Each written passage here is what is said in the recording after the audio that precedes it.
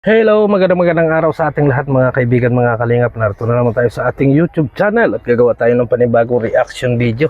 At dito sa reaction video natin mga kaibigan, mga kalingap, ay sasagutin natin yung ilang mga paratang linihan at ganoon din po mga kaibigan, mga kalingap, may ipi-play din tayong video.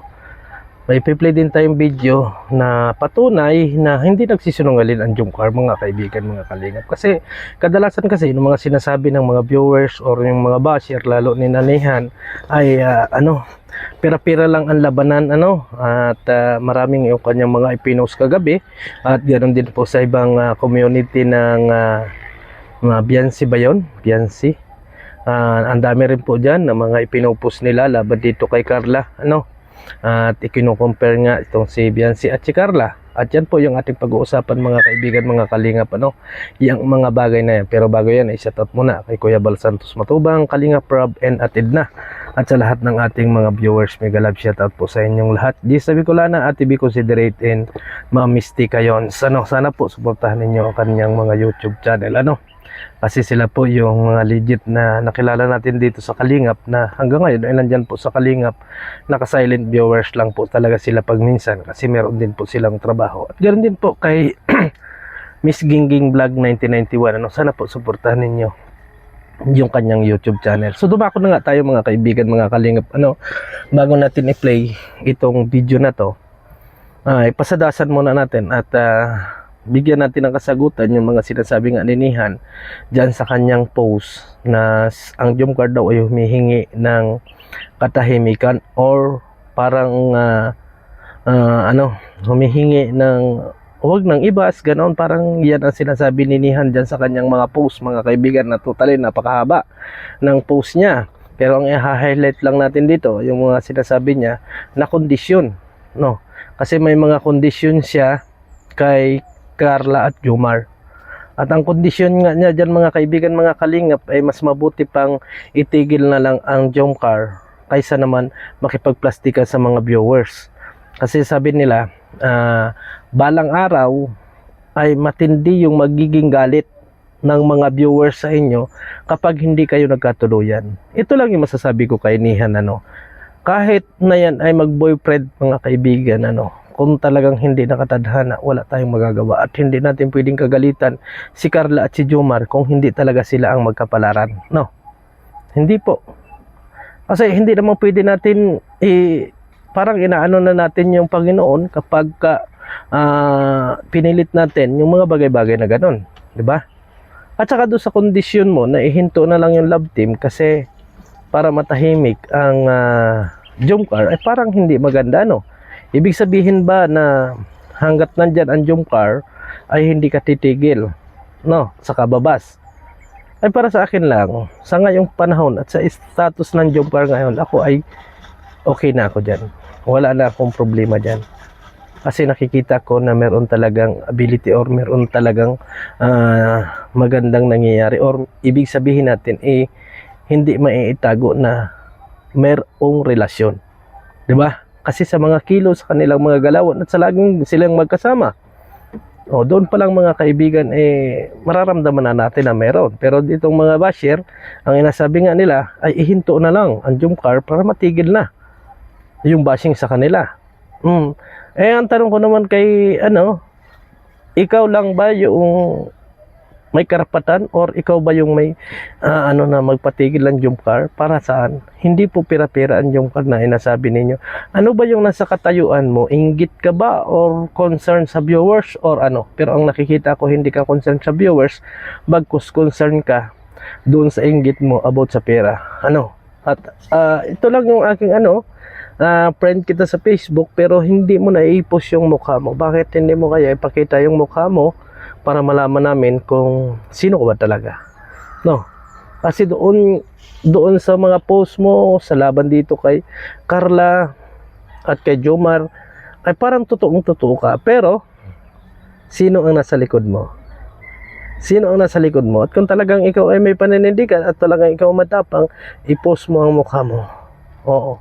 I-post mo yung mukha mo para naman sa ganun baka yung mga naniniwala sa iyo, yung mga nag-idolize sa iyo, ay maniwala na totoo yung mga sinasabi mo.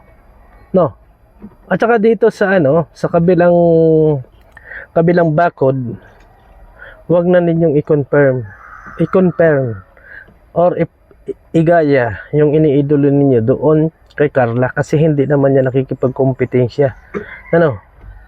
Hindi naman niya nakikipagkompetensya. Pero kung gusto ninyo, ay isa-isahin natin yan mga kaibigan, mga kalingap. Ano? Iisa-isahin natin yan, pero wag kayong masasaktan kapag inisa-isa natin.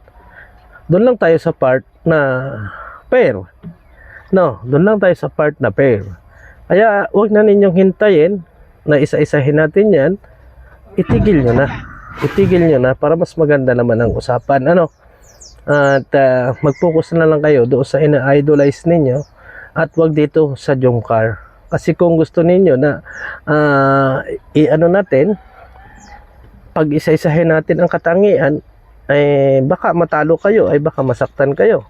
Pero kung gusto ninyo, mag-comment kayo dito sa ating video, mga kaibigan, para sa ganun ay malaman natin na gusto ninyo na ibalanse kung ano yung pagkakaiba ng dalawa.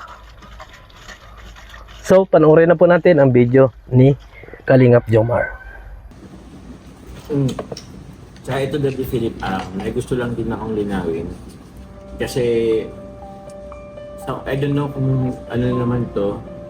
Meron naman nagsisirculate ng mga picture or video na screenshot na yun nga, may kasama ako, group of people na habang kumakain ako ng McDo, kumakain kami sa McDo. So, sabi ko lang po guys na normal lang naman po, actually normal lang naman po yun. May mga ibang circle po ako, may mga tropa ako sa Kalingap, may tropa rin po akong outside Kalingap. So, siguro normal lang naman yun. Na-bother lang ako na kasi parang para sa akin normal siya, pero sa iba, big issues na siya.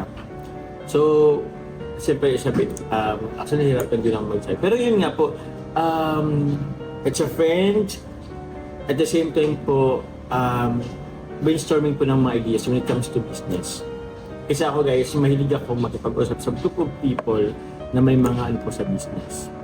So, yun, parang nag-idea ako sa mga ganun.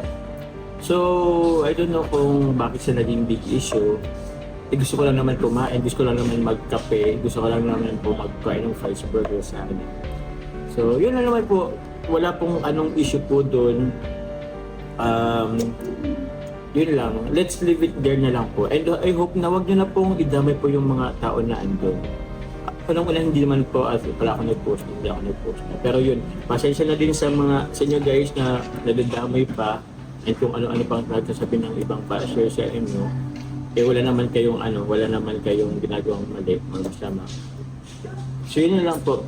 Please lang. Siguro, refrain from, na lang po, gumawa ng issues po sa akin or sa amin po.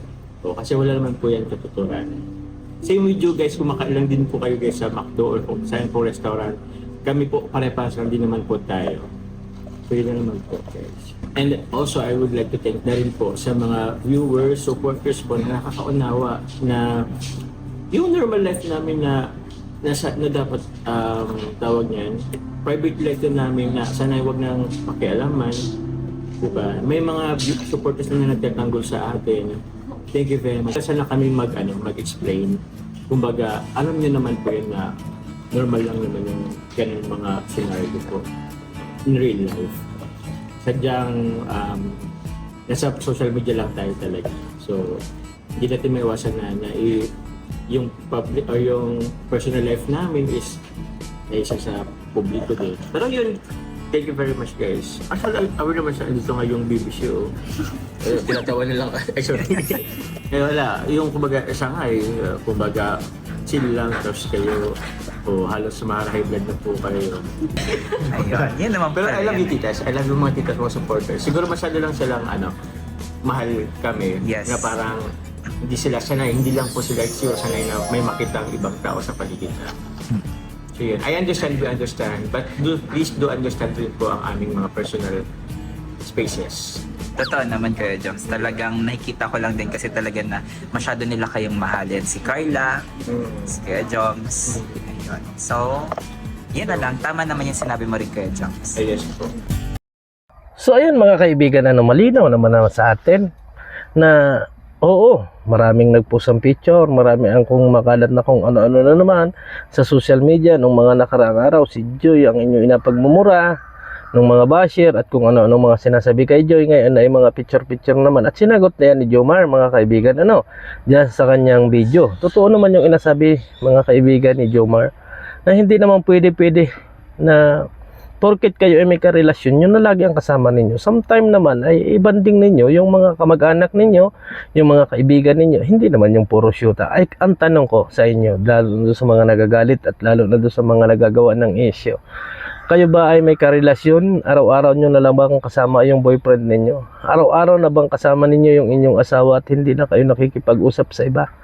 Ang hirap po yun mga kaibigan. Ang hirap nung kalagayan ni Jomar para sa akin. Kasi isipin nyo yan mga kalingap na halimbawa may makita na katulad niya nakain sa mall, may picture na kaagad at kinama na kaagad ang pambabas, hindi maganda yon mga kaibigan. Ang tanong ko, yung bang mga nambabas na yan ay concern sa Jomcar or basher ng Jomcar? Kasi doon sa mga ganong style ay dapat naunawaan natin yun at ilagay natin sa ating pagkatao. Kung halimbawa tayong dumating sa mga ganong bagay, dumating tayo sa punto na tayo yung may karelasyon, bago inagsisilusan tayo na may makita man lang na lalaki sa ating paligid, ay nagagalit na. 'Di ba? Ang pangit noon mga kaibigan, mga kalingap. 'di ba? Hindi naman sa ibig sabihin natin ay kinakampihan natin or gumagawa tayo ng istorya. Ay totoo naman yung mga sinabi ni ni Jomar na hindi pwede, mahirap yung ganon. Mahirap yun mga kaibigan. Kaya sana sa ating mga viewers at doon sa mga basher, hindi na bali yung mga basher, pero yung mga viewers yung talagang sumusuporta, ipakita ninyo yung suporta, Huwag yung nakakita lang kayo ng post ay naniniwala na agad kayo kay Nihan. Ibig sabihin ko, mahina yung inyong pananampalataya or pagkakakilala sa Jomcar kung kayo ay maniniwala sa mga post ng laban sa kanila. So siguro mga kaibigan, mga kalingap, mahaba na yung ating reaction video. Hanggang dito na lang at maraming salamat and God bless sa ating lahat.